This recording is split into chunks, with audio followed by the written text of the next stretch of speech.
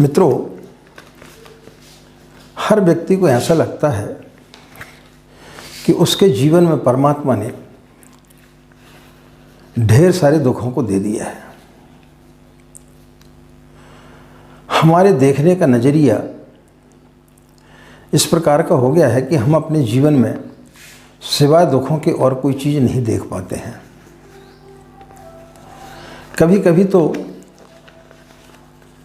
कुछ व्यक्तियों को इस प्रकार से लगता है कि हमारा जीवन व्यर्थ है, और कुछ लोग उसी व्यर्थता के कारण अपने जीवन को नष्ट भी कर देते हैं। किसी साधना उपासना करने बैठते हैं तो उसमें भी वो बड़े जल्दी विचलित हो जाते हैं और सोचते हैं कि ये सब बेकार है, इसमें किसी प्रकार का कोई भी लाभ हमें प्राप्त नहीं हो रहा है। जीवन से जो व्यक्ति दुखी होता है, जीवन में जिसके देखने का नज़रिया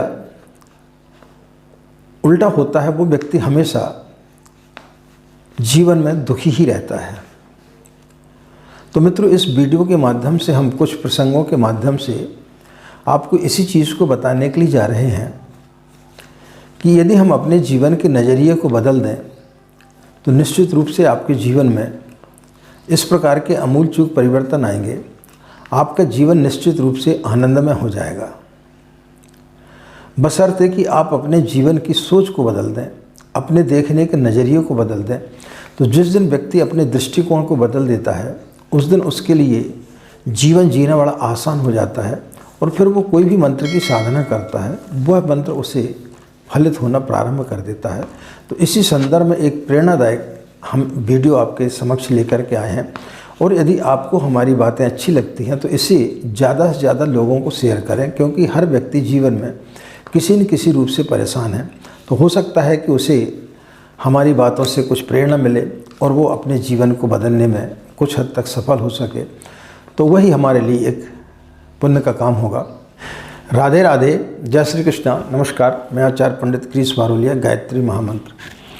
ओम भूर्भुवः स्वाहा तत्सवितुर्वरेण्यं भर्गो देवस्य धीमहि धियो यो नः प्रचोदयात्। अखण्डमण्डलाकारं व्याप्तं येन चराचरं तत्पदं दर्शितं येन तस्मै श्री गुरवे नमः। तस्मै श्री गुरवे नमः। मित्रों, एक दिन सुबह सुबह एक संत एक निर्जन स्थान से निकले। वहाँ पर उन्होंने देखा कि किसी मंदिर का निर्माण हो रहा है। बहुत सारे लोग वहाँ पर काम कर रहे हैं। जब वो उस स्थान के करीब पहुँचे तो उन्होंने एक व्यक्ति से पूछा कि मित्र, आप क्या कर रहे हैं? वह व्यक्ति पत्थर तोड़ रहा था। जैसे उस संत ने उनसे पूछा कि मित्र, आप क्या कर रहे हैं, वह बड़े क्रोध से भरा हुआ था। उसने उनकी तरफ देखा और बड़े क्रोध से बोला कि अंधे हो क्या? तुम्हें दिखाई नहीं पड़ता मैं पत्थर तोड़ रहा हूँ? वो व्यक्ति एकदम क्रोध से भरा हुआ था। थोड़े आगे सीढ़ियों के ऊपर चढ़े, एक दूसरे व्यक्ति को देखा, वो भी पत्थर तोड़ रहा था। उससे उन्होंने, संत ने उससे भी यही बात पूछी कि मित्र, क्या कर रहे हो? उसने बड़ी गहरी सांस ली और बड़े उदास मन से बोला कि अपने बच्चों के पेट पालने के लिए पत्थर तोड़ रहा हूँ। कुछ और ऊपर वो सीढ़ियों पर चढ़े। तीसरे व्यक्ति से उन्होंने पूछा। वो बड़ा प्रसन्न था, आनंद में था, और बड़े कुछ गीत गुनगुनाते हुए पत्थर तोड़ रहा था। तो उस संत ने उससे भी वही प्रश्न किया कि मित्र, आप क्या कर रहे हैं? वो बड़ा प्रसन्न था। उसने बोला कि भगवान का मंदिर बना रहा हूं। वो आनंद से भरा हुआ था। उसने बोला, इतने सारे पत्थर इसमें मंदिर में लगेंगे, और जब इस मंदिर का निर्माण हो जाएगा तो इन पत्थरों से उस परमात्मा की मैं छवि को देखूंगा, और मुझे बड़ा हर्ष होगा कि मुझे ईश्वर ने इस लायक समझा कि मैंने उसके मंदिर के निर्माण में अपना कुछ सहयोग दे पाया। तो मित्रों, यही सब करीब करीब हम सभी की इन तीनों व्यक्तियों की तरह दशा होती है। व्यक्ति जैसा सोचता है वो वैसा ही बन जाता है। हम अपने जीवन के मंदिर को जब बनाते हैं तो जैसा हमारा दृष्टिकोण हो जाता है वैसे ही हम अपने जीवन को ढाल लेते हैं। प्रातःकाल एक घुड़सवार एक गांव से निकला। एक वृद्ध व्यक्ति अपने मकान के बाहर चौखट पर बैठा हुआ था। उस घुड़सवार ने उस वृद्ध व्यक्ति से पूछा कि मैं इस गांव में सदा के लिए रहना चाहता हूं, कृपया करके बताएंगे कि इस गांव के लोग कैसे हैं। उस वृद्ध व्यक्ति ने उससे पूछा कि आप जिस गांव से आ रहे हैं उस गांव के लोग कैसे थे। वो व्यक्ति बड़े क्रोध से भर गया, उसकी आंखें लाल हो गई, बहुत ज़्यादा क्रोध में आ गया और उसने बोला कि उस गांव के लोगों की याद न दिलाए। बहुत ही दुष्ट लोग थे, मेरा जीना हराम कर दिया था, मेरा परिवार वहाँ परेशान हो गया था और उन्हीं के चलते मुझे वह गांव छोड़ना पड़ा। इस कारण से मैं इस गांव में रहना चाहता हूँ, तो कृपया करके बताएं कि इस गांव के लोग कैसे हैं। उस वृद्ध व्यक्ति ने बोला कि क्षमा करें, इस गांव के लोग उस गांव से भी ज़्यादा दुष्ट हैं, यहाँ तुम्हारा गुजारा नहीं होगा। जाते जाते उस वृद्ध व्यक्ति ने उससे बोला, इस दुनिया में तुम किसी भी गांव में जाओगे, तुम्हारे गांव से भी ज़्यादा दुष्ट व्यक्ति तुम्हें मिलेंगे। वह व्यक्ति सुन पाया या नहीं सुन पाया पता नहीं, लेकिन वो थोड़ी दूर ही निकला था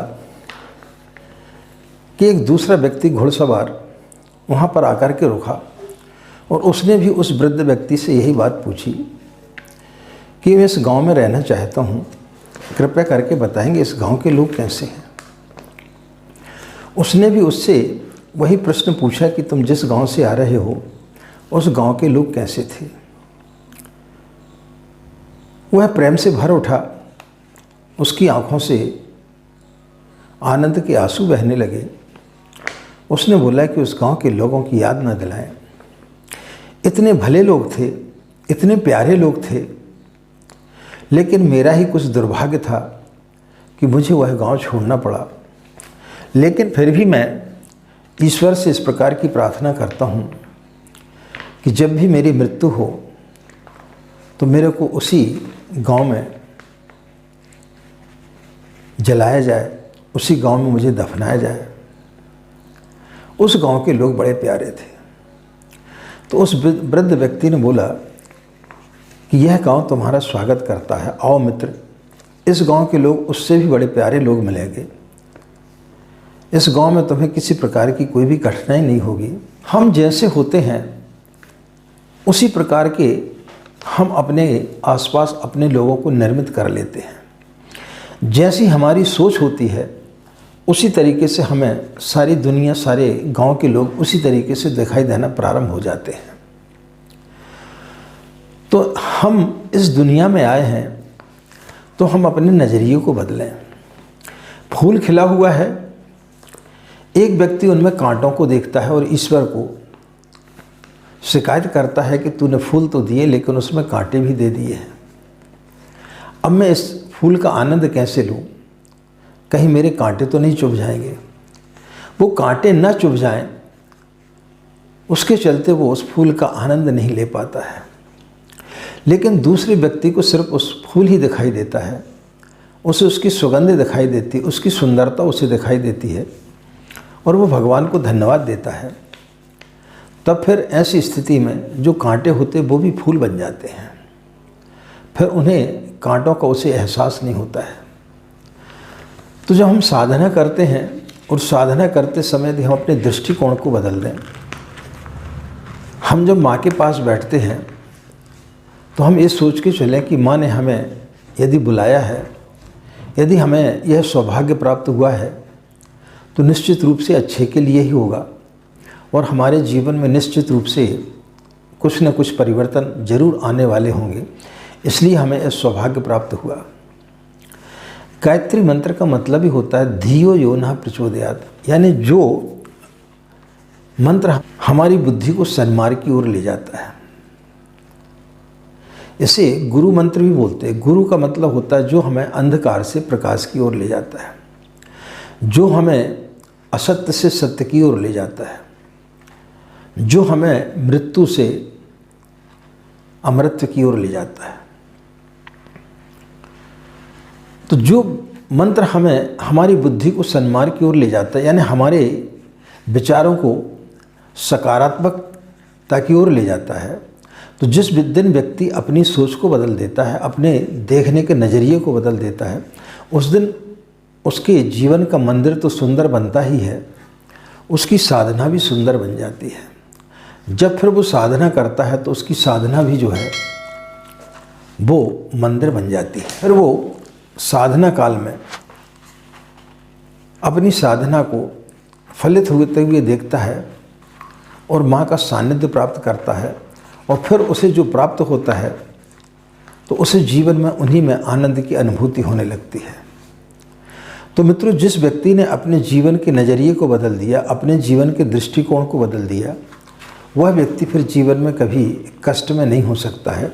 इसलिए आप साधना करते हैं तो अपने दृष्टिकोण को बदलें, अपनी सोचने की शक्ति को बदलें। जो हम सोचते हैं नकारात्मक सोच को बदलें, और जब व्यक्ति सकारात्मक सोचना चालू हो जाता है तो वो व्यक्ति कभी ना तो सुसाइड कर सकता है, न कभी दुखी रह सकता है। वह व्यक्ति सिर्फ हमेशा आनंद में रहेगा।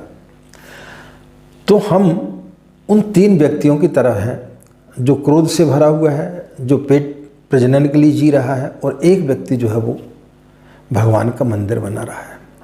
तो जिस दिन हमने अपने इस जीवन को उस तीसरे व्यक्ति के समान कर लिया तो निश्चित रूप से हमारी साधना सफल हो जाएगी।